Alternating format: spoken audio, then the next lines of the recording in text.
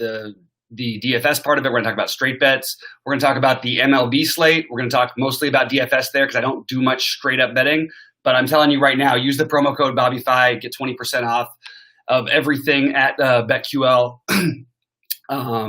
Look, it's a great deal. Football's coming up. If you are a sports bettor, this is something that you should definitely be involved in. You should definitely be interested in. So I just want to remind you guys, I'm waiting for this to pop up on my screen so I can get this tweeted out and maybe we can get everybody into the chat again. You should definitely be involved when you get in the chat. You should definitely be interested in. So don't forget to say hello. I'm sorry about that back noise. Don't be afraid to say hello. Obviously, Sheets is texting me right now because he can't make it on because his internet is no good. I can't respond to his text, so it's no good to me. So I'm just going to have to respond to him after the show, and it's going to be annoying because he's going to keep doing it. All right, let's get into it in just a minute. I'm just sending this out right now. It looks like they actually sent it out from the RotoQL people finally, so I'm happy that we got it out finally. I'm going to quote this out and say it'll join me live now. And I remind you guys, get your questions in the chat, get your things in, say hello when you get in, give us the like and subscribe, all that good stuff. And we'll get right into it in just a second as I send this message out. All right. So I really like this slate. Actually, I think I've been doing extremely well on both, on NBA DFS and NBA straight bets. Thank you, BetQL, for that. Again, promo code BobbyFi for 20% off. And it's been an unbelievable.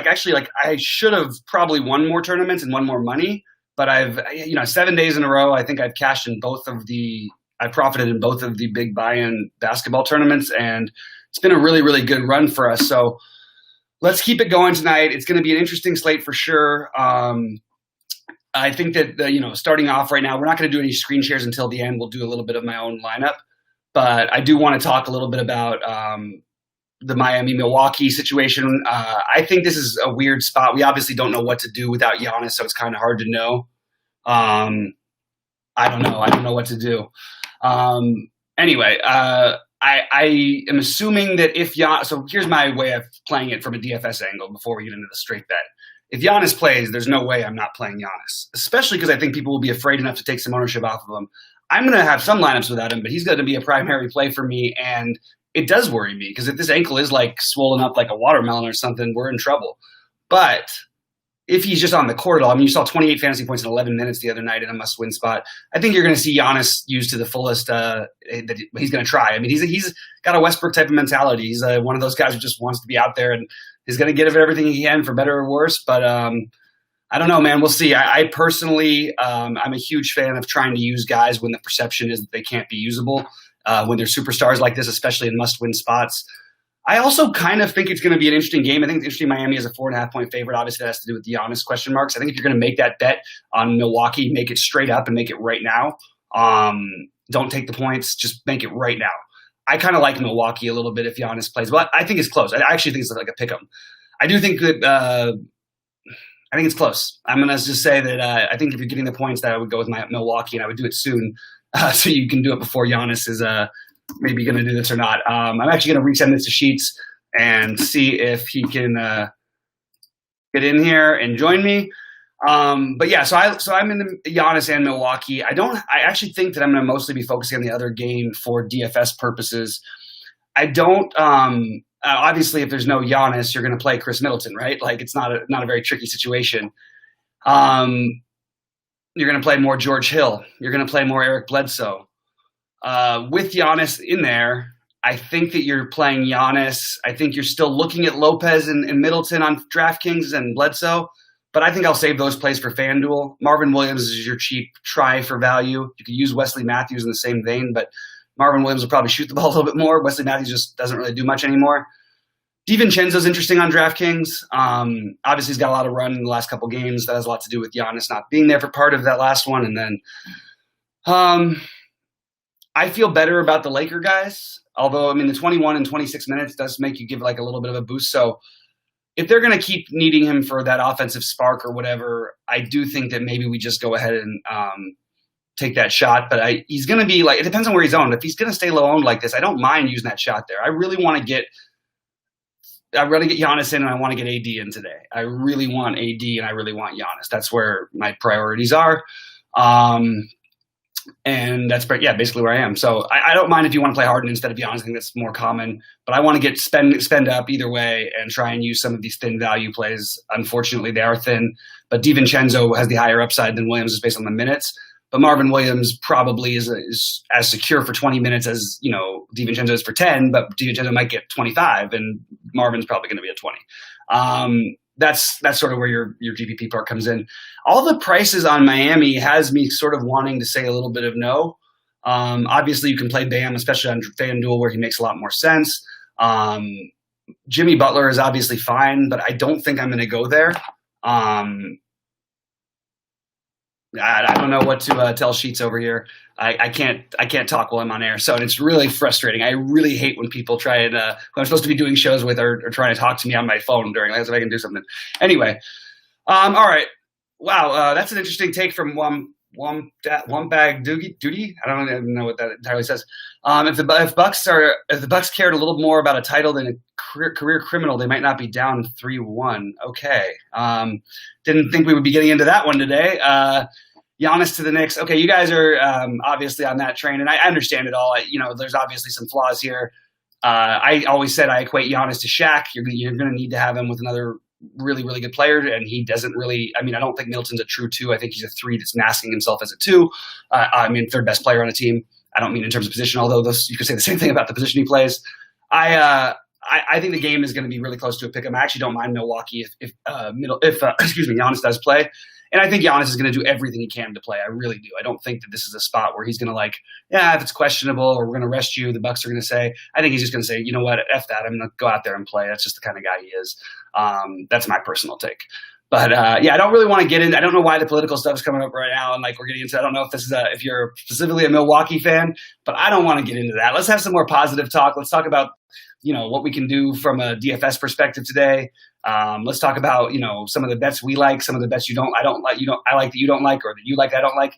And just I'm happy to talk about anything. I just don't particularly want to get into the political part right now. Again, reminder, guys, when you get into the chat, please give it a like and thumbs up, and please say hello. And we will talk about anything you guys want to in terms of DFS. Any questions, make sure to get them in, et cetera, et cetera. We're doing this every day at 4:30 Eastern time. Reminder, sign up for BetQL using the code BobbyFi for 20% off everything. It is football season coming, and I could not be more excited. All right, let's get over to the other game, Lakers and Houston. Okay, so this, obviously there's going to be a lot more ownership on this game. I don't really know how you fade Rondo on DraftKings, especially the fact that the Lakers clearly seem to need to use him in this series. And I think that, sure, if you're making a bunch of lineups, you can play one without Rondo. I don't find myself having too many without him at the beginning of the day here. I also like Caruso quite a bit. You see with the Houston guards, that they're going to these guys need to play a little bit more minutes, and they figured it out in game 2, which I sort of thought they would figure out a little sooner in game 1. Well, Caruso was effective in game 1 and not effective in game 2. He did get the 25 minutes, which is what I'm looking for. I'm looking for the upside. And I think it is going to be a little bit vary which one of these guys is going to be on a certain night. But I do think any of them have the opportunity. I think Danny Green has the safest minutes, so I kind of like Danny Green. I like KCP as a wild card GPP play, but it's the fact he's going to have ownership is not like he's like a wild card price. But the fact is he's not shooting the ball well. He's going to be on the court for 25 plus minutes probably. He hasn't taken that many shots, which is a little worrisome. So I don't know. I'm sort of struggling with which of these guys, and I don't mind using even 3 of them though, 2 of those guys and Rondo with Davis. I figure there'll be enough minutes for them to be on the court, and like I said, I want to spend up in a few spots. I think people might flock to Markieff Morris. I just want to remind everybody that this guy played basically a perfect game in game 2 and only stayed on the court as long as he did because he made his first 4 threes in his first 5 shots, and they were all within the span of about 2 minutes. And he still ended with 24 fantasy points. Now, obviously, that would be thrilling for us tonight. But I'm telling you right now, I think he's the reach of those guys. I think Kuzma's a really solid play who's going to be overlooked. They've actually looked better with Kuzma on the court to me, and he's played pretty well, especially his rotations defensively have been better. So I think Kuzma might be an interesting GPP play personally, but I don't really have a strong take one way or the other. So I think he's like a better play than he's going to get credit for, I guess is what I'm saying. I think what you do is you play him in GPPs because he's going to have lower ownership than he probably should. On DraftKings, on FanDuel, he won't. Anyway, we got to keep keep going live, Eric. Sheets loves to do this where he acts like every show is like a video show, so you're being recorded, but I can't just sit there and talk to you like while I'm in the middle of a show where I'm the only person on and I have to talk to everybody else. So just a little bit tricky. All right. Houston side is interesting. Okay, Westbrook was absolutely terrible in game 2 in real life. I actually thought he played well in real life in game 1, even though he missed some shots. And I think he's the engine that drives them still. I think that he's the reason they partly play with this frenetic energy and why the defense has even been better. Like, actually, even though he's not necessarily always been a part of it, I think that he's a strong play. His price is too cheap on DraftKings. I don't mind if you want to skip him on FanDuel, play Bledsoe 5,200 over there, and maybe play Bledsoe and Dragic. I forgot to mention Dragic, who I love, by the way. I just like Dragic every night. That's all the Miami guys like project for like 4.5 to 5.5x, and that's all fine. You know what I mean? And they're all good plays. If you take a shot with Duncan Robinson too, I didn't mention, but just I think you're trying to prioritize getting one of the like 3 studs in. I think that, I mentioned the other guys on the Lakers side. I'm prioritizing Anthony Davis over LeBron. I do like LeBron in must-wins in general. He had the better game last game, but the matchup is just so much better for Davis. Everything about it, even the position flexibility of the power forward center, you could actually have him outscored by LeBron because the price difference. Like, there's a million reasons why Anthony Davis. And on FanDuel, they've moved him over to center, and you don't really have a lot of other great options. So he's going to be really popular over there. But I do like Davis as the priority over here. I think after him comes Westbrook in this game in terms of this guy spending up for. And then Harden, I think, is a terrific tournament play. I just don't know that I'm getting there because I like Davis so much, and I kind of want to make a stand here and not spread out too much. So we can come back if you guys have any questions about this stuff later. Otherwise, I'm going to skip over to baseball in a minute and DFS side over there. But I did want to just mention that I think that Daniel House at 4.1 at projected pretty low ownership is an interesting play to me. And I love Eric Gordon. He just keeps going under-owned, and they're really using him to attack off the dribble. I mean, you could just see the model of consistency. This guy has been at over 27 fantasy points in, 9-11 straight games? That's crazy. Like, why are we even questioning this guy? That we'll take that on these slates, especially at low ownership. Let's play this. I mean, FanDuel will be more popular. He's 5.4 over there, but over here on DraftKings, I don't think he will be because of the way the lineups form. So I love Gordon as the middle wingspan. I love him. Really, really love him. I think Covington you could play as he's more of a tournament play now because that's sort of how he's. I mean, they're trying to attack him on the other side, which is interesting because he's actually a great help side defender, but he's not used to having people go right at him, and that's what they're doing on the Lakers side. Basically, they're literally hunting him down. So Covington is just one of those fine plays to me. Like, he's too expensive. He's going to still have to be owned some on FanDuel because there's not a lot of options at power forward. But just to give you guys a real quick shot of what my lineups do look like right now, I'll just do a quick show and go because I know a lot of people who have been on the shows with us over the years have told me that this is like the most thing they appreciate most, that I tell them what I'm actually doing. And I actually show it and I stick by it. I actually showed the winner last time on the 555. It would have won the 555. I switched it over to the Showtime, the single entry and the big shot. And I finished 9th in the $20 one and won the single entry, but I didn't win the 555 and I didn't leave that one in there. And that's a shame because I would have won it. So you guys can see my screen right now. As it's our first build, you can just sort of see once a reminder of the guys I have to get in. I didn't mention PJ Tucker either. I really like him. I love him in these situations where they're in like must-win spots because the minutes are so secure. He's going to get open looks in the corner. If he's hitting those open looks, you're in decent shape. And he's always a threat for a double-double with the steal block upside that we see just from his game log here. You see he put up 42 in the last game, but even before that, in the end of the OKC series, he made me a lot of money at 3 and 4.5 when people really weren't playing him as much as they should have been. And I think that he's a strong play again today. I'm just take a quick look at where I have him projected ownership wise, because I think that that's sort of going to play a little bit of a role here. All right, let's see, Peach, where you at? I think he's low enough owned, especially on DraftKings. I think Jeff Green is a good wild card play because there's always the foul trouble potential if Covington or Covington, Tucker, both could get, and Daniel House could get in foul. I mean, that's really possible against this Laker team, and these guys can get all get in foul trouble pretty regularly. So if Jeff Green comes in and he has to run the show a little bit more, also if Westbrook isn't effective and they keep him in that 34 minutes, I could see some of those minutes ticking towards Jeff Green, not necessarily as like another guard. I'm saying just in a different sort of formatted lineup, especially if there's foul trouble, which most nights Covington or Tucker are going to have some struggle with this team, just because Davis is such a monster. And if they ever do decide to play the bigs, they're interesting. I don't like the Laker bigs. I don't like the Laker cheapies. Again, say what's up in chat. Please give us the like and subscribe, guys. It means a lot. Just want to write it in chat right now. You get in chat. All right.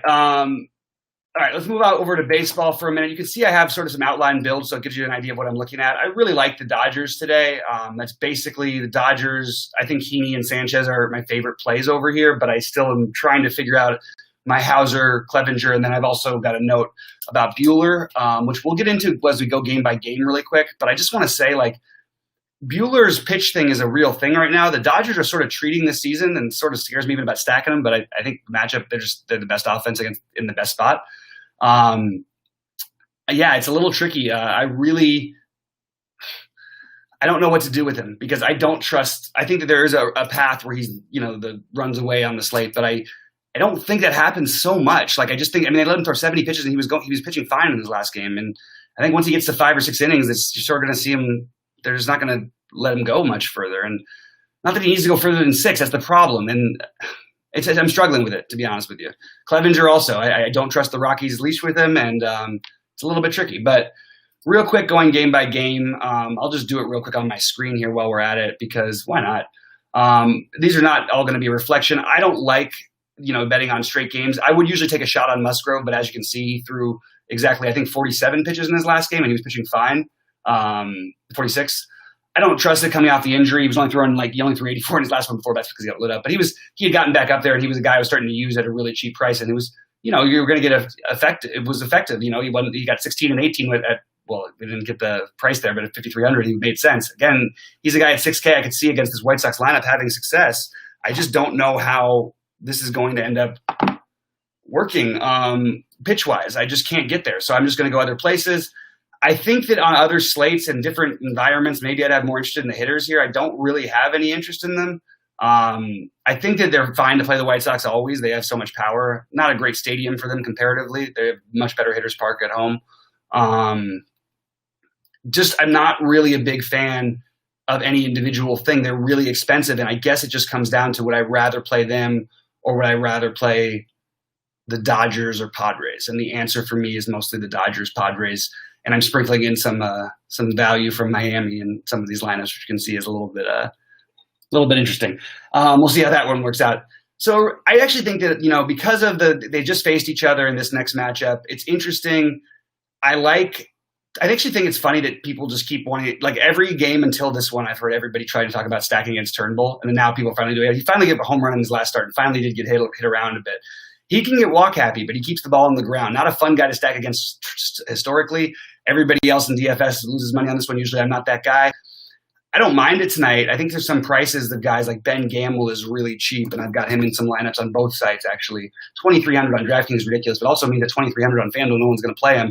And I actually did find myself needing some value because those Dodgers are really expensive, and I'm trying to get the best Dodgers, and if you're trying to play Betts and Bellinger, it's a little tricky. And, of course, we have to see how that lineup shakes out when it happens. But for right now, I think that you can definitely play the Milwaukee side of this game.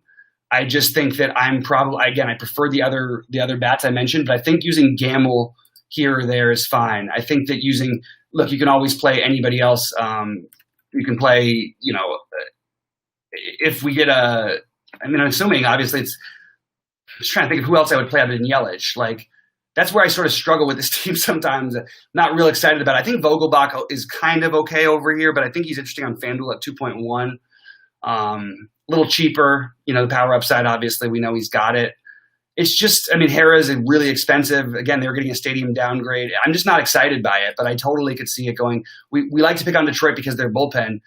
I don't really, again, love picking on Turnbull. I think he gets through the game effective enough for 5 innings. And then, yeah, sure, they can beat up the bullpen a little bit, but I would rather play these other games.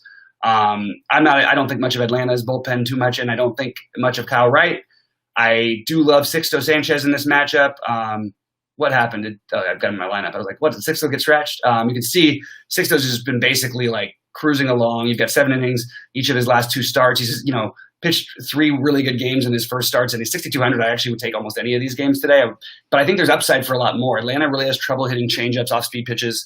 Sixto has got a great one, and the strike, he's got a great, good K rate on it, and this is what this team has the lowest K rate, one of the highest K rates on is that changeup.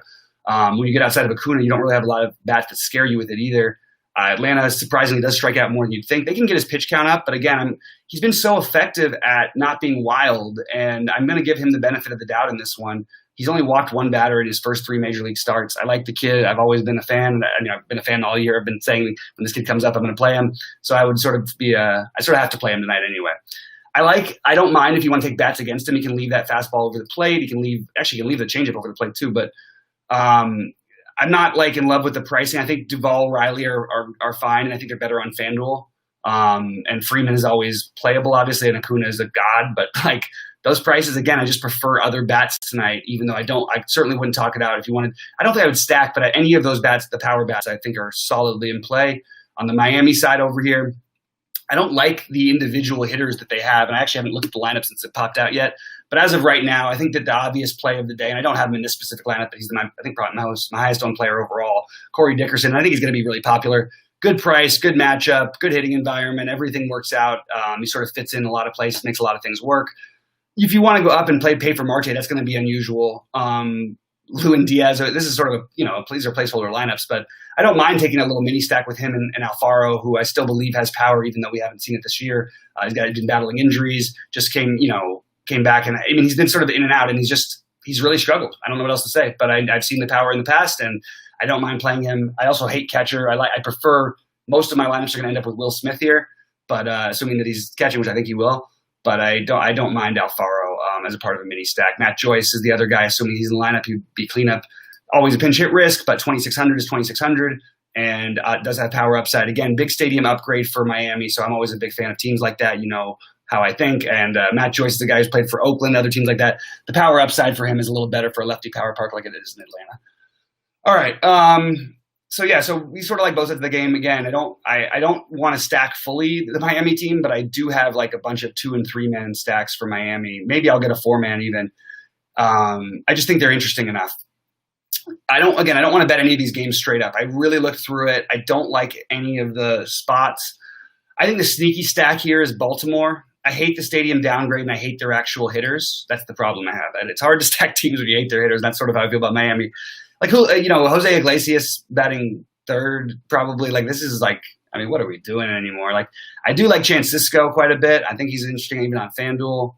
I think he's got a good future ahead of him. I like the kid's power upside. I know we haven't seen the best of him yet, but I do think that he's a solid play, and he's probably going to be batting up at the top of the order. It's hard to find the other bats you want, right? Especially with probably no Nunez and definitely no Santander, obviously. It's just, who are we really excited about playing here? Like, what are we doing? Is Austin Hayes going to play? I don't even know what's happening with him like today. I guess you see if the lineup cracks. I mean, there's nothing that stands out, though, even though I like just wanting to pick on Waka because I think it's a little bit fraudulent, his numbers. But I don't think a full stack would go there. I guess you just try and take some hitters. The problem is you can't find the hitters. On the Miami side, we're not playing John Means, by the way. We're not playing either of these pitchers tonight.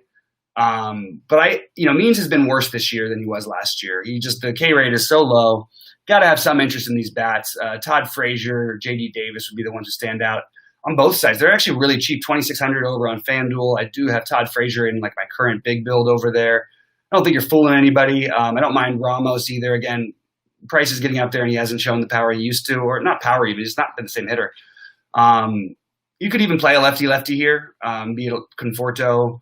I don't mind Alonso, but the price, and he's been really bad this year. But I'm okay with it. I don't mind a stack. I'm not going to fully stack here. I'm going to mini stack and use little pieces. I don't think the stack's going to be unpopular. I think people will have some of it. McNeil's so cheap on both sides, you can throw him in, even though he's, he doesn't have any home runs. So yeah, I'm on board with those guys from the Mets.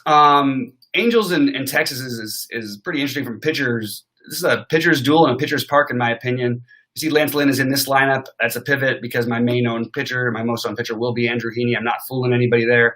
I don't mind taking a little bit more chalky pitchers and going that route and trying to adjust either with my builds or with my stacks. I need to find out where the final ownership is going to be and what I really think it's going to be. So these are still placeholders. These are just teams I like and based on my estimates. And honestly, I don't have a single batter in this game in basically any lineup. If I did, it would be Joey Gallo at 4,100, just too cheap. Actually, I'm going to make a little note. Maybe I will just throw Gallo in as a one-off. Just you get a little leverage there. And look, you get the multi-home run upside of it. A guy like Gallo can go out and homer twice and steal you a base. I don't care if he's hitting 183. He's still going to probably get on base. So he walks a lot, obviously. I'll take a shot for the home run. I know he's been terrible. The lefty-lefty doesn't really make a difference to me. And just the no ownership on a guy like that, you could certainly argue for playing him. So that's where I'm at there. Again, guys, quick reminder to like and subscribe. I know we don't have as many people as we usually do today. And any QQs get in soon. I know after these long breaks, this always happens. There's always like a delay in getting people back. But it does me a big favor when, you guys show up and give us the support like you had been doing. And we used to get hundreds of people in here. And I know we have other people watching on different platforms, but our YouTube chat alone, we used to be hundreds of people. So I miss you guys. I feel lonely. I'm in the quarantine. What do you want from me? So anyway, so come on in, say hello, and we would love to have you, and it means a lot every time. All right, what is the next game? Let's get over to it in a second. I do have a quick Twitter message that I'm trying to get. Somebody's asking me about shows. Hey, when are you going on? And I'm like, I'm on right now. So I don't understand. I guess sometimes it's a little tricky with the QL. No, we've got to get used to it. I'm going to be 4:30 Eastern QL TV every day. I'm just going to keep saying that. And again, 20% off BobbyFi on everything BetQL. We want to get there before football. This is a big time. It's a great time to get in. Obviously, you want to make some money. These guys are the best in the biz. So, all right, let's jump over the next game. Cincy, Chicago, a little bit of weather here concerns. I like both pitchers a little bit, especially Mills doesn't strike anybody out, so he drives me crazy. But with the wind blowing in as much as it does, it's hard not to have some interest in Molly. The weather concerns are concerns, so we'll see. The wind is blowing in. I think if you take a hitter in this game, you are doing DFS wrong. That's my take. But again, look, it could happen. You could end up with one. So I don't want to be. I might even end up with one. But it's going to be a rarity, and it would be someone who could steal a base probably. Clevenger here is an awesome play, but because the ownership's going to be low. What's worrisome is what made Clevenger so great back, when he was great, was that pitch count he used to have, and we didn't even see it at the beginning because they were sort of working him in, and then finally he gets there, and then he's not on the team anymore. So that's kind of tough. And then you only see 87 in his first game. That just feels like it just feels like the Padres have a shorter leash with him. He was pitching well too. I'm a little worried about the Padres short leash thing. I don't like it. So I like Clevenger a lot, and I think if the ownership does get low enough, I think I want to be well overweight. But right now, my priority pitchers are somewhere between Lynn, Sixto, and actually Lynn's probably going to come out of it. It's going to be mostly just be Heaney, Sixto, and some. We're going to have some Burns. Sorry, not Burns. I always get Hauser. I always get the Milwaukee pitchers mixed up. All right, we got some questions from Jamie, which I can see out of the corner of my eye, and I'm going to get to that. Let's see. Would like to hear you talk who to play utility spot. Also for NFL, what's your schedule like? Hey man, I'll get back to you on the NFL schedule. We will be doing at least one show a week on it, and I also will be publishing videos. So I will get back to you, but we should have something up tomorrow as a video, and then I'll probably talk about it Thursday, and I'll talk about it Friday as well, and I'll also probably have another video.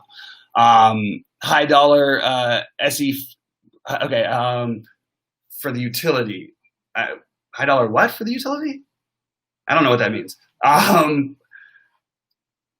What does that mean? All right. Okay. So I would like to hear take on FD who to play in utility spot. I don't look at things like who do you play in a utility spot. If there's a position that's overweight, I think that the strongest position on FanDuel is probably the outfield and pretty much everywhere. So I would say, high dollar single entry. My bad. I was totally not thinking. You can't I don't think that way. That's just not how my brain works. I don't think, who do I want to play in the utility spot today? I just never in my life have done that. So I can't answer that question. Are you talking about, if you're talking about for a cash game, I mean, you could find whoever you want. I mean, my utility spots are different based on stacks and situations. I guess I have Dodgers as my utility spot because I like the Dodgers and they're playing last. So I can always substitute off of them, but I don't really have a good, I don't know. I think the Dodgers go off tonight and I don't even know who's going to be in their lineup, but I think if there's one, if you're using a utility, generally it's going to be the outfield these days or first base because they tend to be the best power positions where you're underpriced. But I could, one thing you could do that's different utility wise is play like Gavin Lux, assuming he's in the lineup, and Muncy in the same lineup. That's a good one, That's one thing I would consider doing. Or if you're going to play Corey Seager, but you also like the Padres, play Corey Seager and then use Tatis in the utility. I mean, obviously have the money to do it, but that's the kind of thing you look at doing. Like if you're going to try and make a move like that, I hope that's helpful because I'd rather it be helpful about the overall. The day-to-day stuff is great. I know it's helpful in that day, but it's actually a good question that leads to an overall sort of. It's a question that leads to an overall sort of way of thinking that I think is important. And I'll talk about FanDuel in a minute. So the prices on Padres are going to make it tough, but people are still going to do it, and I think it's fine.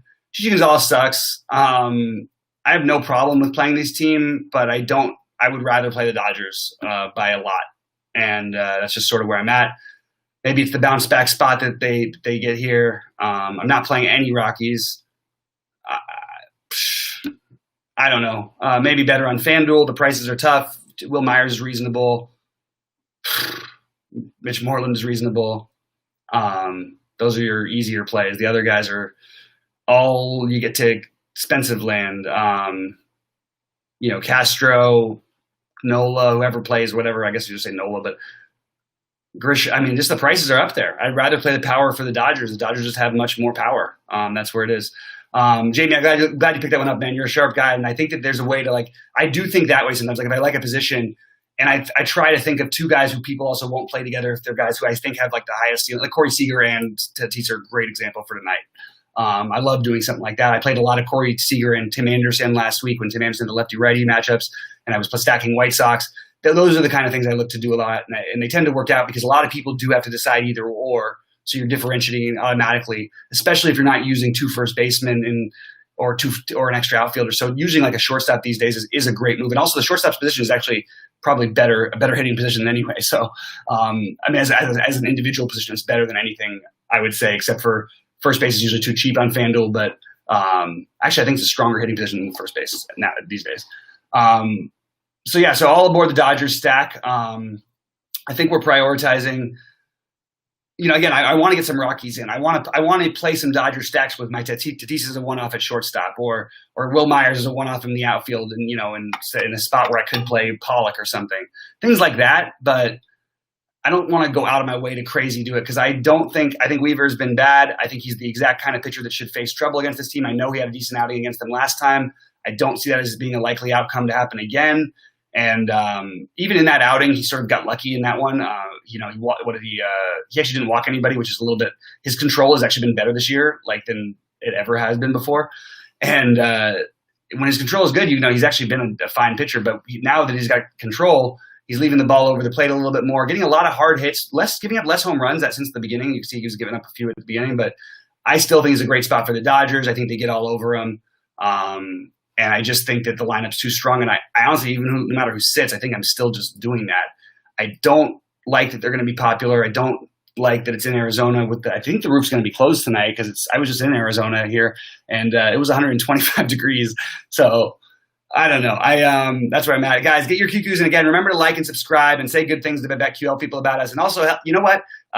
Go ahead and subscribe to BetQL. Use the code BobbyFi for 20% off. It's no big deal. If you want to do it after a month, cancel it. It costs almost nothing. Sign up for one of the basic packages, and you'll see the results right away, I promise. And if you don't, you can come complain to me on here about it. So at least you have something to look forward to. All right. Obviously, I don't like anything on the Arizona side. Buehler is the big argument. We already had that at the beginning of the show, but just to reiterate, Walker Buehler is by far him and Clevenger should be the best pitchers on this slate. I'm concerned about both leashes, but especially Buehler's. I actually think Clevenger, the more I think about it, I might have talked myself out of it too quickly. But you can see what I'm talking about right here, especially with the Dodgers noticeably lately, sort of laying back a little bit. But I think I still need to get some of them. I might talk myself into this after all. The thing is, you really can play Heaney, though, and Sixto and possibly get the same result. Or Heaney and not Burns. Again, I always do that with those guys, with the Milwaukee pitchers. Hauser. Potentially, you could use Lance Lynn. There's a lot of options that I feel like you can get there a similar outcome. The problem is if these guys come near their ceiling, you're going to need both of them. We haven't seen that game really from Clev this year, but it's a spot where last year I think that I might have to. You know what? Yeah, Clevenger especially on DK, but both sides. I think I'm going to get more of that. All right. Getting to the last one, I'm trying to find the San Francisco. Same thing I always have trouble with San Francisco. I don't really like anybody, but I think they might score some runs. I mean, these prices are hilarious. Like Brandon Crawford being 4,700 in a game in San Francisco is something I never thought I'd see in my lifetime. Guys have a couple big games in Colorado, and all of a sudden they turn into the greatest team of all time. But the truth is, the Giants still suck. Let's not get it fooled. They've played hard, they've overachieved, and they still suck. Yastrzemski's a good hitter, but come on, we're not going to pay 50 whatever million for this guy.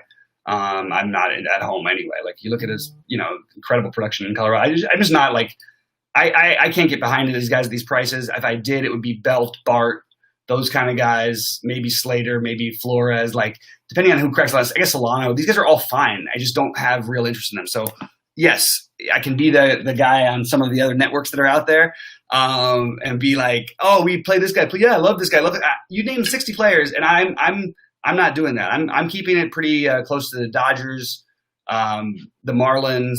It's not an exciting hitting slate. I don't love the spots, and even the bad pitchers aren't like god awful. I like some of the Mets. I mentioned those guys already.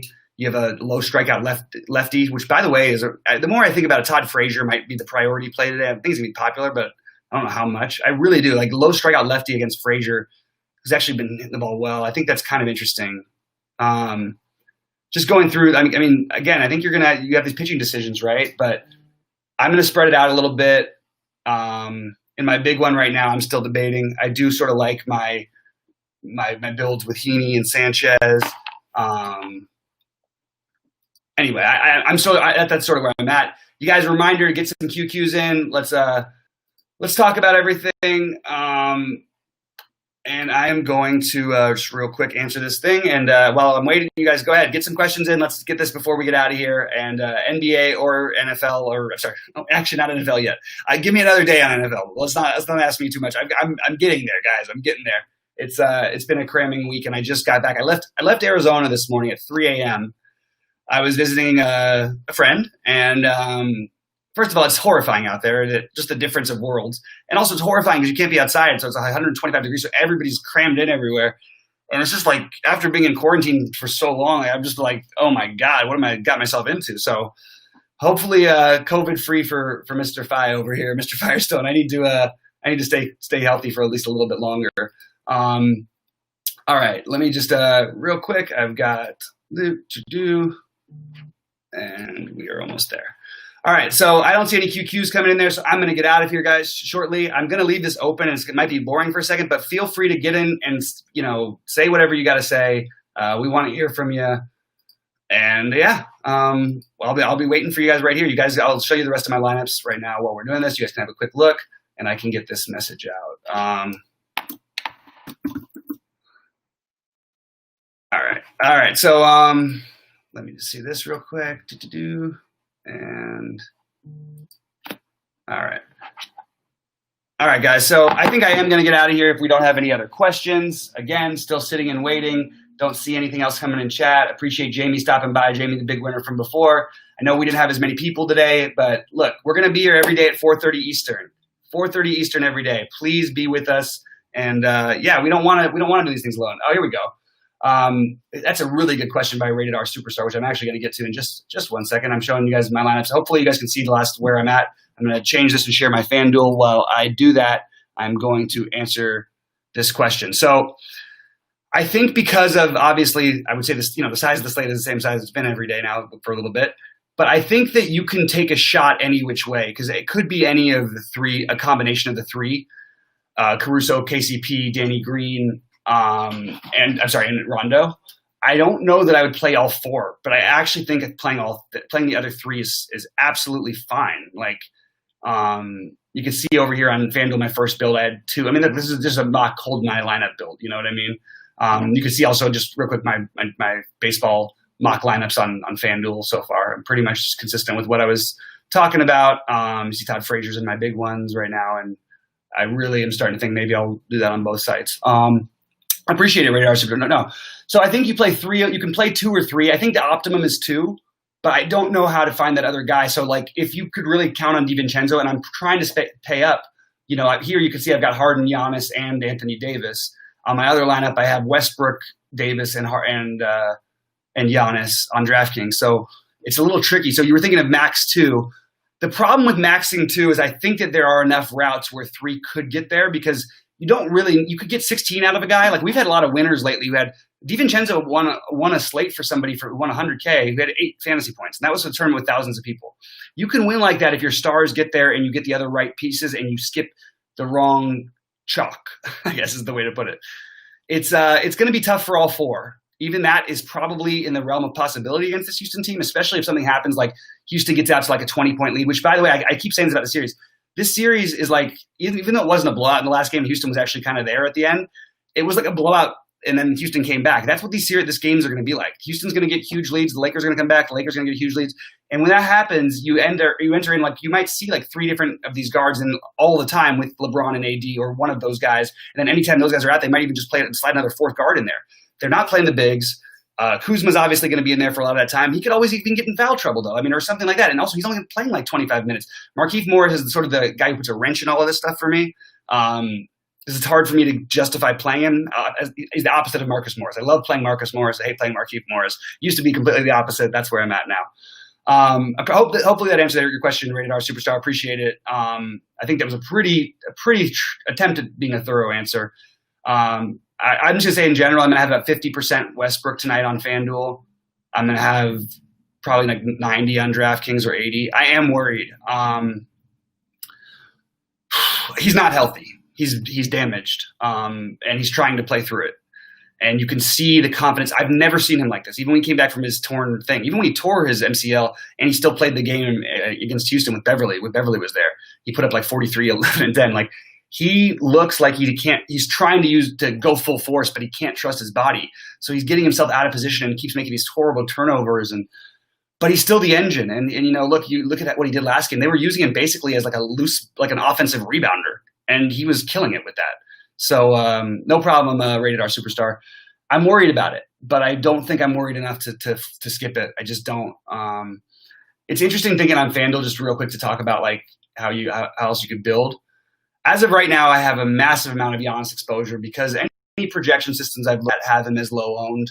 And if he plays, look, the ankle could get re-aggravated, but it would have to be bad enough for him. I mean, it was bad like in the last game, but I don't feel great about it. But I would rather take a shot on the guy. I just feel like if he plays, like, I don't think he's ever getting less than like 60 here, assuming that he plays like, and even just his normal minutes, like not even like his playoff minutes, which really haven't existed. I just don't see how he doesn't. I really don't. I don't see how there's not 60 fantasy points next to him. And I think he might see 8. I mean, he had 28 fantasy points in the first 11 minutes the other day. Like, I mean, come on. Like, this guy can put up 100, even in a tough matchup. And this is not a good matchup, but it's a must win. You want to try and bank on guys like that, especially guys who aren't outside shooters. Like, that used to be the thing with Shaq. Even in his losses, like, he just absolutely went nuts, even against teams that guarded him well in elimination games, because they just overfed him. And that's what's going to happen. You're going to see Giannis. I just don't see how it plays another way unless he really can't walk. So I don't have the inside info right now. I'm going to try and dig some up. You guys can go ahead and do the same. I'm going to, I don't think we're going to get any. It's hard to get these reports from Orlando. I used to be able to do this a lot, and it was one of my advantages. And I've been crushing it in the NBA, so I can't complain. But like, I used to be able to figure out like what was going to happen. I hate doing this, by the way, with Marvin Williams and Jeff Green like this, but I think you're differentiating your build enough. There's nowhere else to really spend down. You can play the Markieff Morris angle. I don't mind. Actually, I'll do that right now in one lineup just so I don't forget. And also, if you want to go like, you can't really go up and down. That's the problem. Like, I wanted to try and get Kuzma. I really want Kuzma. I think that's your priority play at power forward, 4,600. I think he's actually by so far and away the best play other than Bam, obviously. But I wanted to try and get this specific build in because I just couldn't resist it. So I'm not saying this is going to be my final one. This is just the initial build I did. And in reality, I don't think I'm going to play a ton of Caruso at point guard on FanDuel. I will have a little, or maybe even KCP. But I just wanted to sort of get a build to remind myself of the guys who I might forget I was going to be playing later, if that makes any sense. Guys, any questions, personal or otherwise? Ask me what else was going on in the world.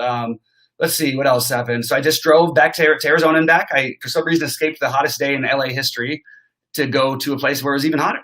It was 121 in LA. It was the hottest day in history here. And I was escaping the heat by going to a place that was hotter. It was 125 in Phoenix where I was. So that was crazy. All right, guys. If there's no more QQs, I'm going to get out of here. But I really do appreciate that a few of you guys that did jump in today. I know it's the less of a show. Those of you who are in there still, please give us the like and thumbs up. Like, please support us. We're doing these shows for free. You may not, like everything. If there's things we could change, let us know what we can do to help you, what we can do to make it more entertaining. Right now, I'm giving away free information. I'm giving you my lineups. These have been successful. Look, they may not win tonight, but I did this the other day, and the lineup I shared was the lineup that won everything. get real. Just do us one little favor, the thumbs up button. And then if you want to really get frisky and make some money, actually, if you just want to make some money, join BetQL.co and enter the promo code BobbyFi for 20% off of everything. It doesn't cost much, and you can change your mind if you want to, but I'm telling you, you'll make your money back in literally no time.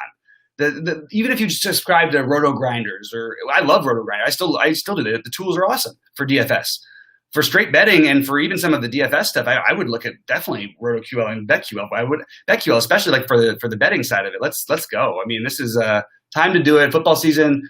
Get in there. Give us the thumbs up. Share with your friends. Spread the word so we can keep doing these for free. Make sure to join us daily. I know that you guys are used to my channel. I'm trying to convert you over to watching this channel. And I know I still post some things on my channel, so maybe it's confusing. Watch whatever you want, but like right now, every day at 4:30 Eastern, we'll be live here every day. So make sure to join us, really. Like, I really want more people in here. I want to get this active, and I really want your guys' support if you're willing to give it to me, and please give us the like and the thumbs up. It's the last time I'm going to say it. I appreciate everything, guys. I'm going to wait 30 seconds for any last QQs, and if I don't get any, we are going to bounce. But it's been good stuff, guys. I feel like we actually covered a lot of good stuff. I feel good about the way this show went. I just would like more participation from you guys, because like the question Jamie asked me led me on what I think is a really interesting strategy for baseball and often for other sports if you're allowed a utility spot. Thanks a lot, Peyton. I really appreciate that. Really, that's very kind of you to say. Always nice to get the kind words, but yeah, guys, really appreciate everything. I'm going to get out of here soon, and I think that I'm just sort of waiting to see if there's anything else that pops up, so I'm sort of dragging out here. But yeah, anyway, guys, appreciate y'all being here. Good luck to everyone else out there tonight, and I will see you at the top of the leaderboard.